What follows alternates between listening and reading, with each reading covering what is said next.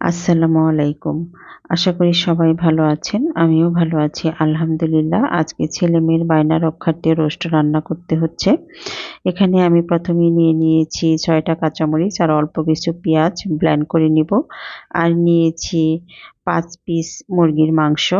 এখানে দিয়েছি সামান্য একটু তেল আর একটু লবণ যেন মাংসটা ভাজার সময় ছিটে না আসে। তারপরেও ছিটে আসে একটু সাবধানে ভাজতে হবে। আমি এবার ঢাকনা দিয়ে ঢেকে দিয়েছি যেন ছিটে না আসে। এভাবে আমি ভালো করে উল্টে পাল্টে ভেজে নিয়েছি সবগুলো। সেই একই তেলে আরও একটু তেল অ্যাড করে দিয়েছি। আর কিছু পেঁয়াজ বেরেস্তা করে নিতে হবে। এই তো আমি বেরেস্তাটা করে নিয়েছি।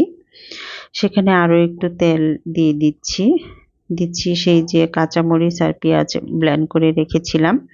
এগুলো তেলের মধ্যে ভালো করে ভেজে নেব। দিচ্ছি জিরা গুঁড়া। জিরা গুঁড়ার সাথে ছিল রাঁধুনি সস, মিষ্টি সস, জিরা সবগুলো একসাথে আমি ব্লেন্ড করে নিয়েছি। আর দিচ্ছি তেজপাতা, এলাচ, দারচিনি। আমি খুবই সামান্য মশলা দিয়ে রোস্টটা রান্না করব। রোস্টের মধ্যে অনেকে বাদাম বাটা বিভিন্ন ধরনের মশলা দিয়ে থাকে। আমি ওগুলো কিছুই ব্যবহার করব না। দিয়েছি গরুর দুধ আর দিচ্ছি একটু গুঁড়া দুধ। সামান্য মশলা দিয়ে মানে ঘরে থাকা মশলাগুলো দিয়েও যে মজা করে রোস্টটা রান্না করা যায় সেটা আজকে আমার রান্না দেখলেই বুঝতে পারবেন। আর খেতে কিন্তু ভীষণ মজা হয়েছে। আপনারা বাসায় ট্রাই করে দেখতে পারেন। দিয়েছি আদা বাটা, রসুন বাটা। সবগুলো মশলা এখন একসাথে ভালো করে কষিয়ে নেব।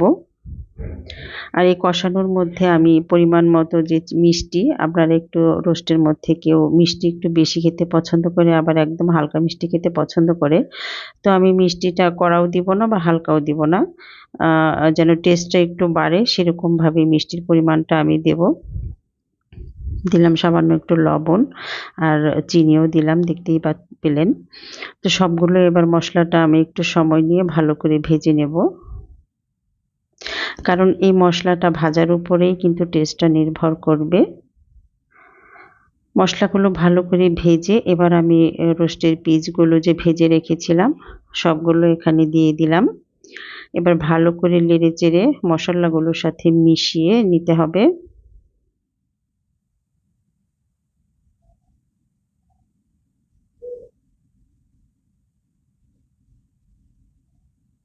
মেশানো হয়ে গিয়েছে।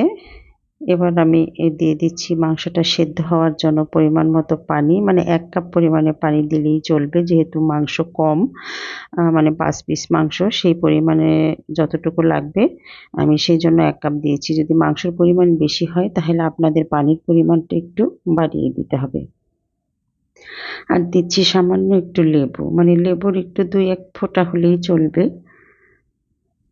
সামান্য একটু লেবু দিয়ে দিচ্ছি।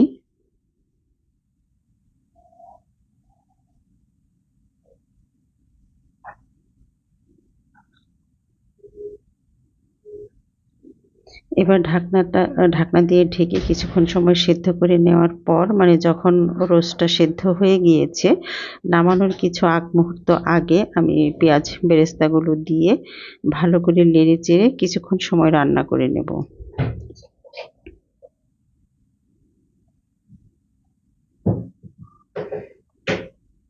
এবার ঢাকনা দিয়ে ঢেকে যেন বেরেস্তাগুলো একদম মশলার সাথে বা মাংসের সাথে মিশে যায়। এবার ঢাকনা দিয়ে আবারও কিছুক্ষণ ঢেকে দেব। দিয়ে দিলাম ভাজা জিরার গুঁড়া। এই তো আমার রান্নাটা একদম কমপ্লিট হয়ে গিয়েছে।